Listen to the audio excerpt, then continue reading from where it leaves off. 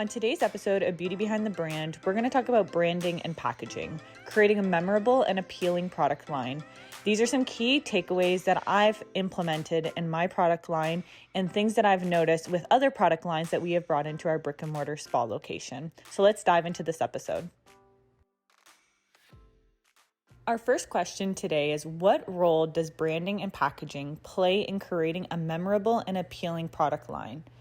Now, I find this is something that's very, very specific to what kind of product you're creating. For example, with Muskoka Beauty, we wanted to create something that was luxurious, but yet simple at the same time with our packaging, as well as our foil with the rose gold foil and the white. Something super clean, not a lot of clutter in design, just very seamless.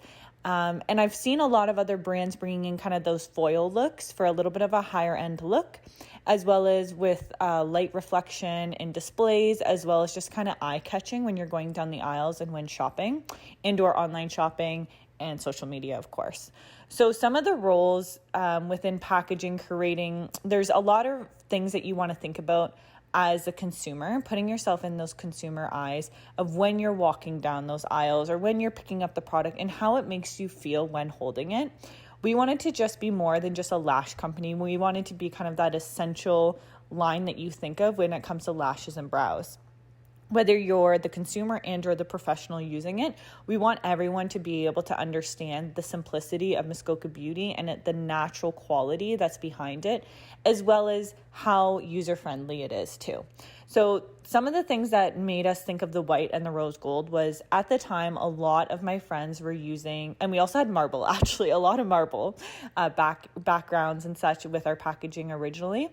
And that was all because every friend I had an iPhone with a rose gold phone with a marble case. Now, I don't know about you, but that was definitely something I always had quite a few years ago. And then come the pandemic and rebranding, and when we went through all the packaging changes, I wanted just white with that foil that we continued with that rose gold. Those are kind of our staples when people think of our brand, is that rose gold look, and something that I just think that gives it that little bit of girly look without it looking too pink at the same time, if that makes sense. So creating a product line with the packaging that makes you feel a certain way. Also, if you wanted to, like, I think of Untamed Artistry, for example, they play with some amazing colors. They have more of that like playful vibe with their branding. I think of even Lost Artistry. They're more of like that black and white and gold company as well. There's different brands that make you feel a certain way. And when it comes to creating your own product line and well as packaging, you want to think about the product itself as well as the packaging as one. You want to make sure that they're fluent within each other and also within how it's making that consumer feel, if it's comparable with pricing. That's something else that I find is really important, is making sure if you're going to spend that little bit of extra money on like foils or things like that when it comes to packaging, you're really amplifying the product that's inside. If that all makes sense, I feel like it's something that it's very interesting when I talk to other entrepreneurs that are launching businesses, especially like an actual physical product line. The branding itself speaks to the founder and who they are, I think, but then also that client or that consumer that you're wanting to bring on as well. So our next question is, how can a well-designed brand identify enhancing products and persevere value and customer appeal? Now, I feel like that's, again, something that's very who you are as a brand. You really want to make sure that you're honing in on your VIP customer. As I always say that with our brick and mortar, but even when it comes to actual product lines, you really want to figure out, okay, if we're going to be that more luxurious line, we want to make sure that our pricing and the value of the product is cohesive with that, as well as it is well designed, easy to use. The brand identity is there. So if someone sees that product on the shelf, they know, oh, that's Muskoka Beauty because I noticed the rose gold right away. And you really want to make sure that the value of the brand is there. So whether someone's on your website or someone's on your social media or someone's even listening to your podcast or something too. You really want to make sure that everything is cohesive around. You don't want to have a black and white website if your product is hot pink and purple, right? You want to make sure everything's working together so that brand identity, when your customer goes onto your social media page, they know right away from your content that that is your company. Also really making sure as the brand owner or the founder of the company that you keep this rhythm going with when it comes to all the different SKUs you may have. You really want to make sure whether it's a lash cleanser, a lash serum, glue adhesives, or even if you get into like a cleanser, into like a skincare line or something like that, you still want to make sure that there's pieces of that for people still to recognize it's the same company. Customers are loyal to you. Once you have a great VIP customer, they're going to follow you throughout the journey, and they're going to think of it as a friend's referring this product to them because they're going to get to know you as the founder as well. So really make sure you're creating that good value, the education behind your product to then make it easier for your consumers to be able to fall in love with it and really explain to their customers and their clients why they should be using this product as well. Our next question is, what are some key elements to consider when developing a brand strategy for your product line? Now, key elements for us was I wanted our product to be in spas and salons. That was something right away. As a spa owner myself, I knew I was really struggling to find good quality products to retail to my customers, as well as actually use in the product and as well as in the treatment room itself. That's where I was listening to a lot of our technicians as well as our clients, really listening to who was asking these questions and how excited they were to actually see these projects come to life. Now, when it comes to developing a brand strategy, I find it sometimes tricky because branding can sometimes change like we did. Like I said earlier, we had this marble backing with a lot of our products, and then we ended up just going with a white background and then keeping that rose gold foil. But with the brand and the product line itself, we really wanted to make sure that it wasn't just the physical product, it was how people were feeling when purchasing from us, making sure people know we are a female-owned business. We are a very small business based out of Muskoka, explaining why we're called Muskoka with the MIS versus MUS, how I was in the beauty industry as well as pageants before even launching this company. So really kind of telling your brand story. And that will also help a lot with actually the brand strategy of how you're going to get the strategy out there for others to be able to see your product. We use a lot of influencers with our branding. We have a lot of content creators that actually come to us because they love our products. We've learned a lot from brand agencies as well locally here in Canada. And also I find a lot of companies come to us wanting for subscription boxes as well as like media brands. So when it comes to different vendors for different booths, giveaways, really we want to be able to get our product out there to so many people, and like swag bags at different conferences and things like that. You want your product in people's hands, and you want to make sure that you're kind of targeting specific categories within the market or within the industry. Those are just some of the things that we found within our strategy that worked. It is something for us, like we really do have to budget to make sure we're able to give product away, especially working with influencers and swag bags. You're giving away a huge amount of inventory, but eventually it will come back, and really making sure that you're able to track these analytics, whether that's with a promo code or some way you can get referral links to be able to track to make sure your brand strategy is actually working as well with your product line. How does packaging design influence customers' perception and purchasing desires? Well, I find with a lot of packages, I notice myself when I'm walking through Shoppers or Rexall, Sephora, a lot of even beauty supply stores as well, like Cosmoprof, things like that. I will look through and I find myself gravitating very much to how we packaged our products. When you're starting a line, spend a lot of time on Pinterest, social media, gathering different ideas, different packages you like, different colors, even the boxes itself, how unique you want the packaging to be, color fading, Spend time. And that's something that I can't stress enough is don't rush this process. I actually just watched a really detailed video online about Kylie Jenner and how she's very hands-on when it comes to a lot of their launches, and they're never in a rush to launch something. Peaches, word of mouth marketing for Squarespace stores. Make more sales with Peaches Squarespace plugins. Get the #1 referral and affiliate software for your e-commerce store. Everyone wants to boost sales and reach new customers via affiliates or referrals marketing programs. Word of mouth marketing is the best and most powerful, low cost, and way to grow your business online organically. All you need to do is get the right software to help your customers talk about you and influencers promote you and reward them for doing so. I will put my referral link down below. Now, obviously, Kylie Jenner's business is $1 billion industry. I think she's worth like $1 billion, the youngest billionaire or something crazy right now. But when it comes to being specific to your brand, make sure that you're taking your time to make those decisions. That's something I found. I was a little rushed when we had launched Muskoka Beauty because I was still working 4 days a week at the spa. And I just basically wanted the quality products in people's hands, but I rushed the packaging process.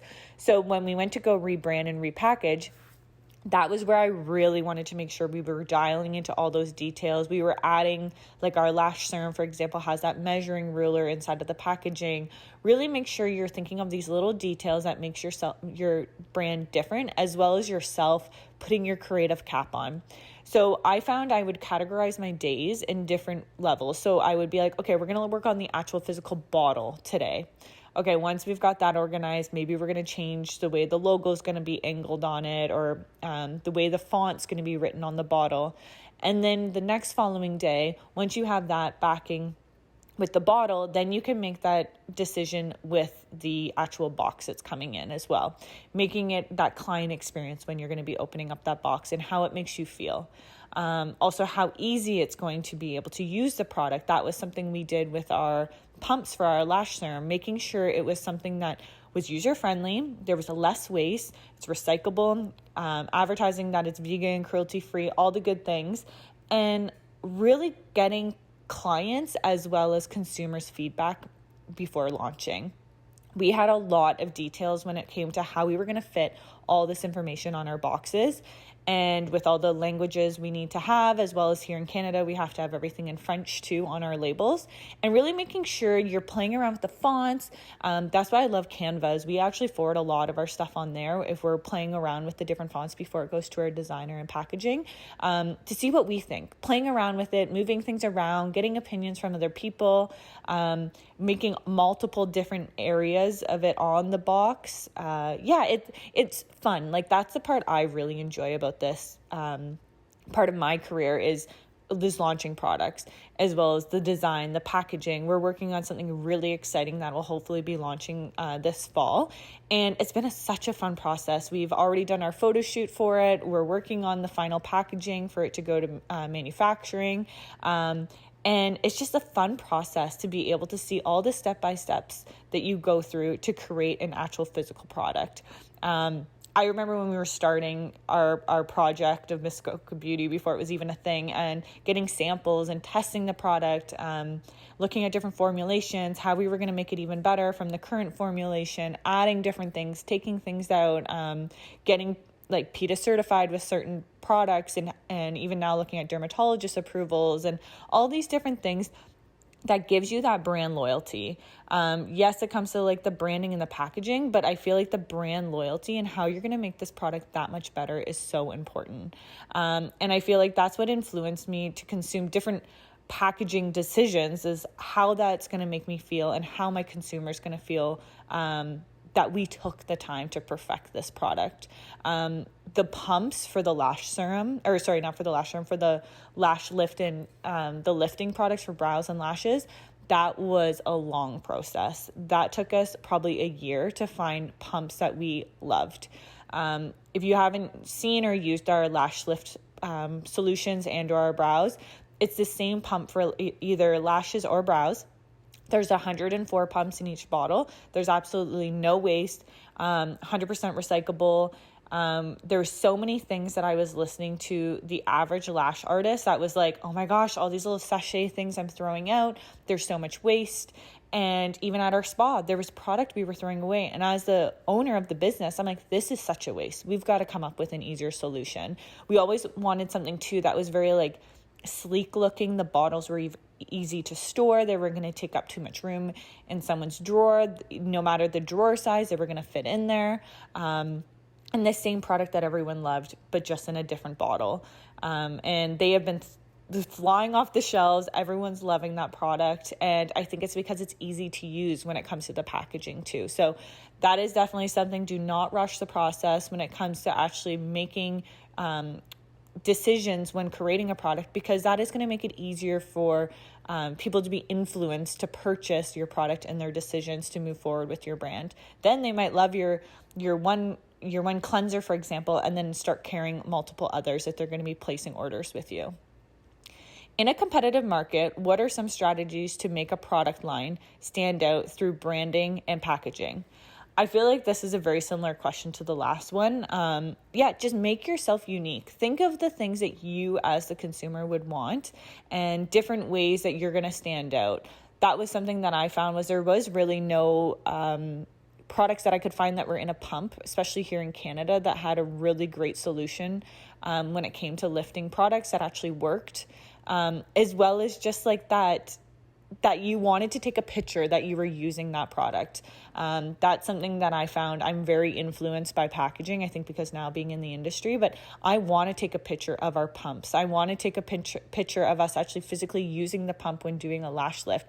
It is so satisfying to use. That's the other thing is, a lot of our clients are purchasing this because it's user-friendly, it's easy to use. They can actually take a video while using one hand to pump the lash lift products into a dampening dish or onto their wands that they're going to use to do their application. There's so many little things that you can do to try to push people to post on social media, and packaging is definitely one of them. If you've got gorgeous packaging, everyone wants to share it. If you've got a good quality company, good quality brand, people are going to share because they want people to know that they're also using it and marketing it that as well. We have other estheticians that literally put in their bios on their Instagram that I use exclusively Muskoka Beauty, or I'm educated through Muskoka Beauty. And that to me is like brand loyalty right there. And I look through those socials and they're happy to share products that they're using that are ours, which just warms my heart so much that we are now becoming a brand that people know and love and trust, as well as now consumers are also noticing that. We've got our lip and eye treatments, our lash serum, and then another essential essential product that's going to be coming out here in the fall. And it's making the public absolutely fall in love with it. So then I almost think of it when it came to nail polish. We would have back in the day, and even now still, I guess, people would come into the spa. Oh, do you have OPI or do you have CND? I feel like I want people to come into your location, say, oh, do you have Muskoka Beauty? Oh, do you offer Muskoka Beauty lash lifts and tints? Oh, do you offer Muskoka Beauty lash cleanser? Do you use Muskoka Beauty lash extension products? Creating that loyalty brand in the market is so important, and creating that strategy within the product line to stand out through the trust of your company. So I hope that kind of answers that question when it comes to a competitive market. And really thank people when they do post and share. Really make sure you're answering in the DMs, thanking them. We've done it before with a lot of our really sincere followers that have been purchasing from us from day one. We send them packages quite often, thanking them for being such a loyal customer. Same with our wholesalers. We have a 50% off program that we offer for wholesalers for retail as well as consumer. And it's something that I needed when I had my spa, because buying like full price at the amount of quantity of products we were purchasing just didn't make sense, and we needed a discount. As well as if you're going to be retailing our products in your store, it makes so much sense to be able to offer that wholesale at a very minimum starter price too. So if you have any questions about like the wholesale programs or things like that, I can also record an episode about that. Because you want to be able to make it affordable for people, but then they're going to fall in love with your product that much more, because they're going to be able to retail and share their excitement about your line that much more to their customers too. Are you thinking about starting a podcast? I remember when we launched Beauty Behind the Brand, it was just an idea at first, and I didn't know where to start or what platform to use or how to streamline everything. Buzzsprout has made our lives so much easier, and I want to share some free info about it. Save $20 on your second invoice with Buzzsprout, and they will make your life so much easier. All you really need to do is upload, chat, and interview your guests, and Buzzsprout does the rest. How important is consistency in branding and packaging across different products within your product line? I mentioned this a little earlier too, with making sure if you, let's say Muskoka Beauty, for example, we're a lash and brow company, and let's say we're going to start creating skincare. That is something that I want to make sure that when someone looks at our packaging, whether it's lash and brow products, they're going to know that it's our product when they're looking at or looking at a cleanser or a toner or a moisturizer. They're going to know that they're the same company. That is something that I find sometimes gets very hard when companies are trying to do all these creative things, or they have their Christmas specials, or they have their Valentine's demos, that kind of thing. They really want to make sure that it's recognizable no matter what the season or the time of year it is, that people know, oh, that's Muskoka Beauty, or, oh, I remember that lash company because I remember the packaging. I read the OPI book, I'm Really Not a Waitress, and I found it was one of those, or I'm Really Not a Waitress, or I'm pretty sure that's what it's called, but they were talking about that, of kind of having that bottle that was recognizable no matter what, and knowing that the OPI written on it was actually a very simple way for them to remember that that was the company. Making sure that you're creating a name too that people are going to be able to remember. I kind of laugh with our name, for example, with Muskoka Beauty. People at trade shows would come up to us, oh, you spelt it wrong, or oh, that must be like Muskoka, or that must be like a play on words for Muskoka. And I was like, actually it is. And then that kind of gets you telling your story of why you named it that. It's also easy to pronounce. I actually find aesthetics is a lot harder for people to pronounce. Like I think of our brick and mortar with our spa, Muskoka Aesthetics. That's a little bit more of a mouthful. But making sure that you're able to get the packaging cohesive with the name, the font really accents the packaging well. Make sure even when it comes to your product line and its name, making sure you're purchasing those domains as well is really important. And making sure you're locking in the font. That is something that I find really, really hard, is finding, like, if you want a higher end font or you want something more playful, play around with different fonts. When we had Nicole on our last episode for Cajilio, we were talking a lot about how hers is all actually lowercase, which is very interesting. Like Cajilio, Clover, there's a lot of different companies that are all lowercase. So play around with different fonts and different ways you're going to spell it, maybe have different capital letters in certain ways, make it memorable for people to know. That's where I think that consistency with the branding, people are going to make sure that they recognize the name as well as the cohesiveness of that branding and the colors. Really make sure that when you are picking brand colors too, it's something that you're going to love forever. It's not something that's just going to come and go. I have always been like a very I don't want to say black and white person when it comes to design, but I'm very much like a plain Jane person when it comes to color. I like really neutral colors, but I love having some accent of like a gold, rose gold or something in there as well. So make sure you're making something that's timeless, something that's not going to go out of style, something you're going to love forever. I think of like Chanel, for example, that black and white font, really making sure that that's that like luxurious brand that you're going to remember. And play around with some of them. Like I said, go on Canva, go on Pinterest. Make sure you're not like copying anyone, obviously, but take different ideas and put them together.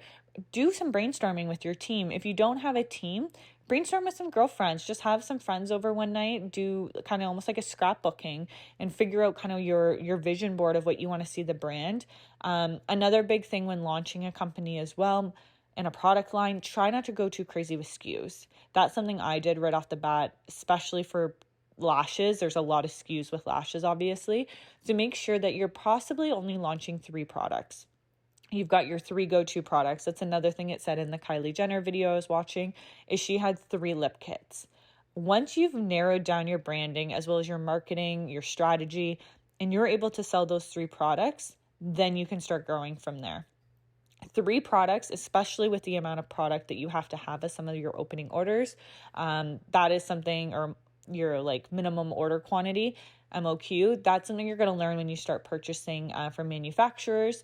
Also with your barcoding, there is a lot of price and expenses when launching multiple SKUs, and really making sure you're nailing those products perfectly before launching them. Never rush that process. What role does storytelling play in creating a connection between product line and its target audience through branding and packaging? I find storytelling is one of those things where I'm very, very open about our story with Muskoka Beauty. Even if you go on our website, you can see the about us. I have a bio written on there, so does Danny. And we're just very open with our story. And I think that's what also gives us kind of that edge.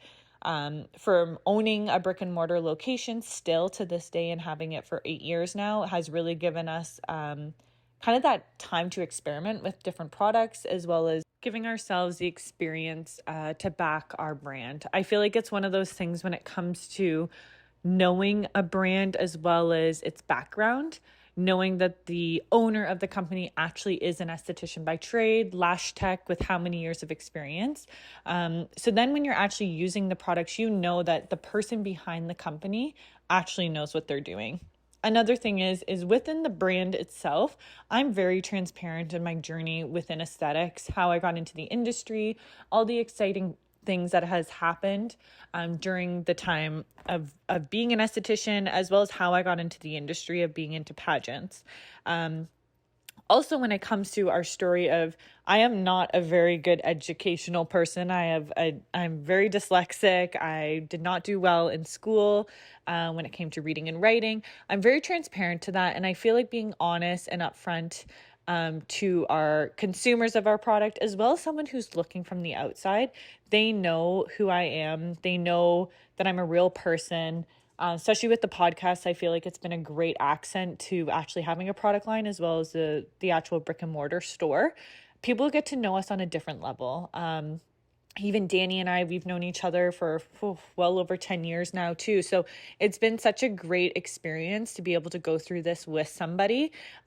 Within this story, I feel like too, you always want to make sure that you're paired with somebody that is going to help you grow your business. Even Carly, when she was on our team as well, I had known her since high school too. So you really want to make sure that you're creating this kind of powerhouse group with you to be able to tell your story, to be able to be transparent. Even your team, like a lot of the girls were excited to be part of our process and creating products for Muskoka Beauty and being part of that journey in the early days in 2018 and getting samples and testing.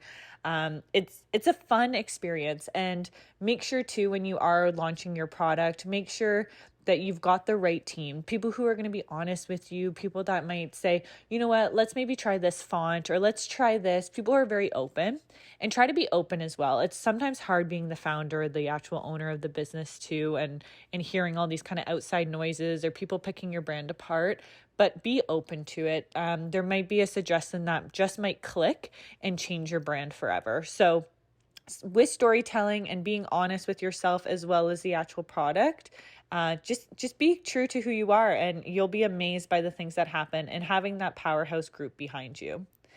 Now, our closing comment for today is just be yourself. When it comes to branding and social media, there can be a lot of outside noise. There can be a lot of things that you can hear, but making sure when you are launching that you've got just like those 3 SKUs. Don't overwhelm yourself. It can be a very overwhelming experience when it comes to packaging, as well as even the formulation of the product itself.